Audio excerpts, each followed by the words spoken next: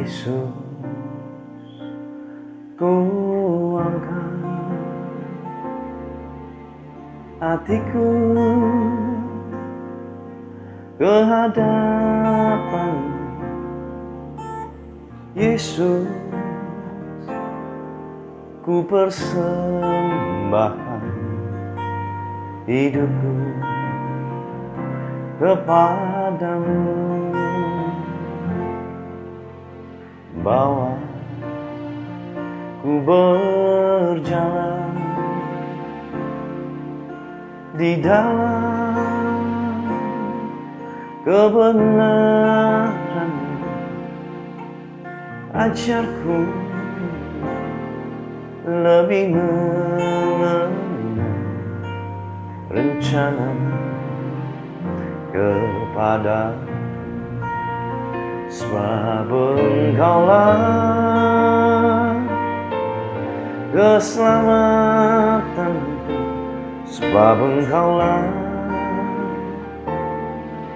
perlindunganku, kekuatanku dan hidupku, sebab Engkaulah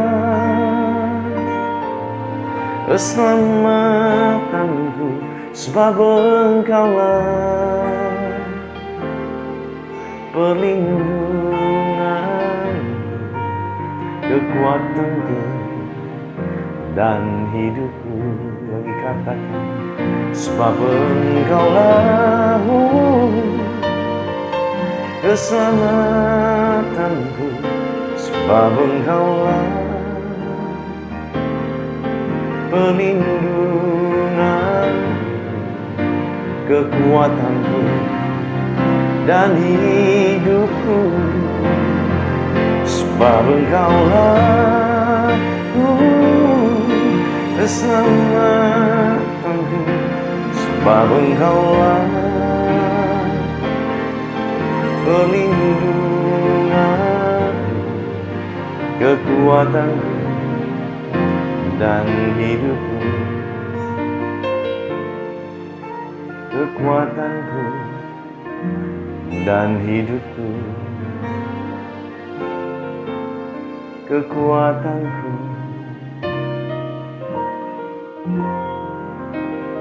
dan hidupku.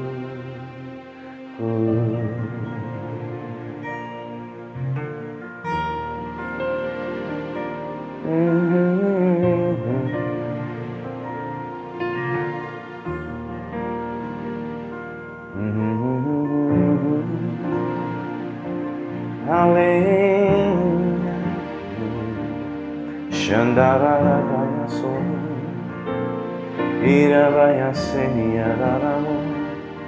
Haleluya, oh, haleluya, haleluya. Shandara Daya Senia, Kau keselamatan kami, gunung batu perlindungan kami, Kaulah tempat keluputan kami Tuhan. Engkau yang angkat takut kami, Kau ganti dengan damai sejahtera dari tempat yang maha tinggi. Engkau yang jamah setiap kami, Engkau urapi kami, Kau bawa kami kepada rumput yang hijau, tempat yang tenang, tempat yang penuh damai dan sukacita.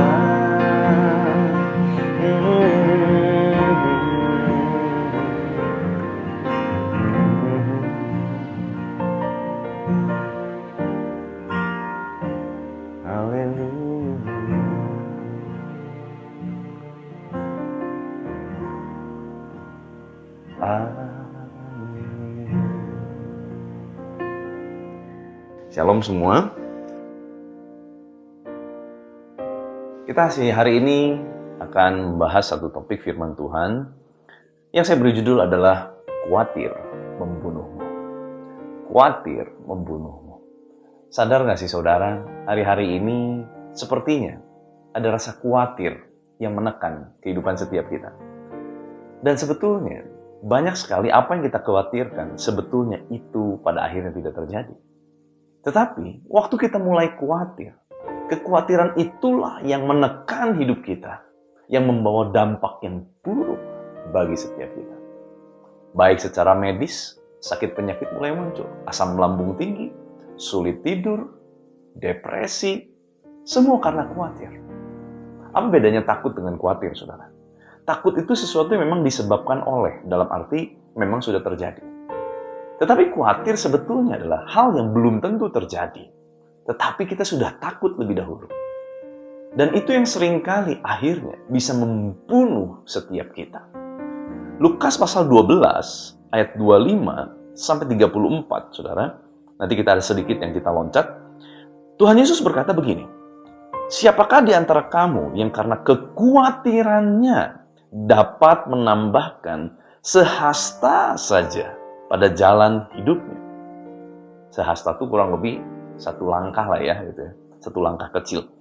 Jadi, jikalau kamu tidak sanggup membuat barang yang paling kecil, mengapa kamu khawatir akan hal-hal lain?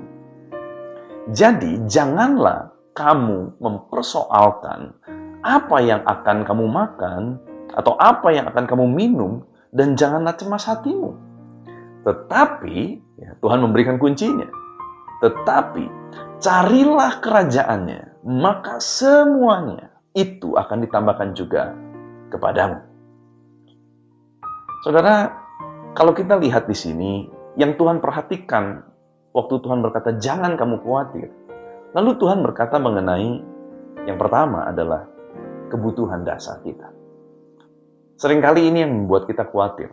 Dan ini sangat umum terjadi. Di mana kita khawatir, bagaimana kita dapat memenuhi kebutuhan dasar kita. Bagaimana besok kita makan, bagaimana uang sekolah, bagaimana uang kuliah, bagaimana membiayai rumah tangga, bagaimana memiliki uang untuk membayar kebutuhan-kebutuhan lainnya. Ini sering sekali terjadi, ya, kebutuhan dasar. Berikutnya apa sih sebetulnya yang dikhawatirkan oleh manusia? Saat manusia sudah dapat memenuhi semua kebutuhan dasarnya, mereka akan masuk dalam satu area di mana mereka mulai memiliki kekuasaan. Mereka mulai punya otoritas. Nah, beberapa juga mulai khawatir, takut kehilangan otoritas, takut kehilangan jabatan, takut kehilangan kekuasaan. Maka dari itu muncullah sosok pemimpin-pemimpin yang merasa insecure, merasa tidak aman dalam kepemimpinannya. Makanya mulailah muncul tindakan seperti kasar, mengancam, dan lain sebagainya. Kenapa? Pada dasarnya kalau kita gali, ada satu rasa takut, khawatir kalau sampai dia tidak lagi memegang otoritas atau kekuasaan. Dan berikutnya apa? Yang mulai dikhawatirkan oleh manusia adalah pencapaian. Bagaimana kalau saya sudah sampai tua, saya tidak mencapai apapun? Kemarin beberapa saat ramai soal apa yang kamu sudah capai di usia 25 tahun. Mulai viral gitu ya, tentang pencapaian-pencapaian di usia 25 tahun. Memang ini sesuatu yang terjadi. Memang ini sesuatu yang memang dihadapi hari-hari ini. Tetapi bagus banget Alkitab mengajarkan kita di ayat 29-32 dalam terjemahan The Message, Lukas pasal 12. Saya bacakan dalam terjemahan The Message, bagus banget, saudara, dikatakan, what I'm trying to do here is get you to relax. Untuk membuat kita relax, tenang. Membuat kita, ini kebalikan dari khawatir, saudara, relax. Merasa di dalam sesuatu yang nyaman, sesuatu yang tenang, sesuatu yang aman, seperti padang rumput yang hijau, air yang tenang. Get you to relax. Not be so preoccupied with getting, so you can respond to God's giving. Jangan terlalu sibuk, terlalu pusing dengan apa yang aku bisa dapatkan, apa yang aku bisa terima, apa yang aku miliki. Supaya apa? Supaya kita dapat merespon terhadap pemberian-pemberian Tuhan. Kadang kita terlalu sibuk untuk melihat apa lagi yang aku bisa dapat, apa lagi yang aku harus capai, apa lagi yang aku harus achieve.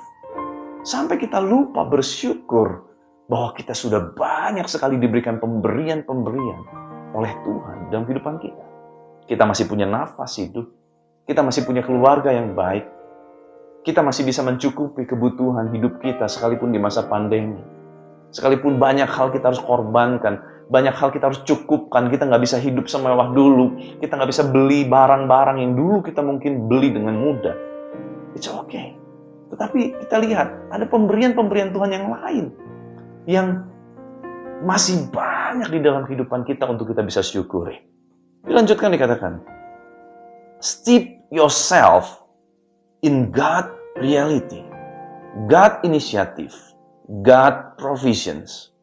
You will find all your everyday human concerns will be met. Don't be afraid of missing out. You are my dearest friends. Saudara, dikatakan rendam diri kita. Bagaimana supaya kita nggak khawatir? Alkitab mengajarkan kita ada 3 hal. Kita harus mulai belajar merendam diri kita kepada 3 hal ini hari-hari ini. Supaya kita nggak dikuasai kekhawatiran. Yang pertama adalah rendam diri kita kepada realitas Allah. God reality. Apa realitas Allah? Firman Tuhan. Seringkali apa yang diajarkan firman Tuhan berbanding terbalik dengan apa yang dunia ajarkan. Dunia mengajarkan hemat pangkal kaya. Makin berhemat, makin kaya. Alkitab mengajarkan, kamu nggak nabur, kamu nggak nuai. Lebih banyak nabur, kamu lebih banyak menuai. Di masa sukar, ini adalah waktu yang baik. Kita belajar menabur. Tentu kita harus bijak dalam menabur. Bukan berarti, wah saya nabur supaya apa motivasinya? Supaya kembali lebih banyak. Bukan itu. Bukan itu motivasi kita. Tetapi kita mulai menggunakan realitas Allah di atas realitas manusia. Menggunakan realitas Allah. Apalagi realitas Allah? Mata iman, itu realitas Allah. Pendengaran yang terus dipenuhi dengan firman Tuhan. Realitas Allah. Berikutnya apa? Kalau kita nggak mau hidup di dalam kekhawatiran, Tuhan mengajar kita untuk merendam diri kita kepada inisiatif Allah. Apakah inisiatif Allah? Menolong orang-orang lemah. Ini adalah inisiatif Allah. Mencari orang-orang yang dapat kita tolong. Saudara, kalau engkau mulai merasa jenuh hidup ini, mungkin engkau sekarang waktunya melangkahkan kakimu keluar dan mulai melihat banyak orang yang sedang membutuhkanmu. Waktu engkau melakukan sesuatu bagi mereka, engkau akan mendapati ada sukacita yang melampaui akal manusia. Dan sepertinya engkau mendapatkan hidupmu kembali, mendapatkan gairah kembali hidup di dalam Tuhan. Masuklah kepada inisiatifnya Allah. God inisiatif. Inisiatif Allah adalah menolong setiap kita. Inisiatif Allah adalah memikul kuk bersama-sama dengan kita. Inisiatif Allah adalah membawa kita kepada hal-hal yang baik, masa depan yang penuh dengan pengharapan. Pikirkan semua yang baik, semua yang berkenan, semua yang ilahi, semua yang sedap didengar. Itulah inisiatif Allah. Dan yang ketiga, rendam diri kita kepada God provisions. Penyediaan Allah. Kita harus percaya bahwa Allah sudah menyediakan hal-hal yang terbaik, bukan cuma hal yang baik, hal-hal yang terbaik di dalam kerajaan sorga untuk kita. Saudara, janganlah kita sibuk dengan hal-hal yang duniawi. Tetapi biarlah hari-hari ini kita lebih banyak sibuk mencari kehendak Tuhan, kerajaan Allah. Maka dikatakan apa? You will find all your everyday human concern will be met. Engkau akan temukan segala sesuatu yang manusiamu butuhkan, yang engkau concernkan, engkau pikirkan itu setiap hari mungkin. Semuanya akan terpenuhi. Inilah janji firman Tuhan buat setiap kita. Saudara, saya rindu berdoa buat saudara yang sedang mengalami rasa khawatir. Dengan pandemi yang semakin meningkat, engkau mulai khawatir. Izinkan saya berdoa saat ini. Tuhan, saat ini hamba-Mu berdoa buat setiap umat-Mu yang sedang menyaksikan tayangan ini.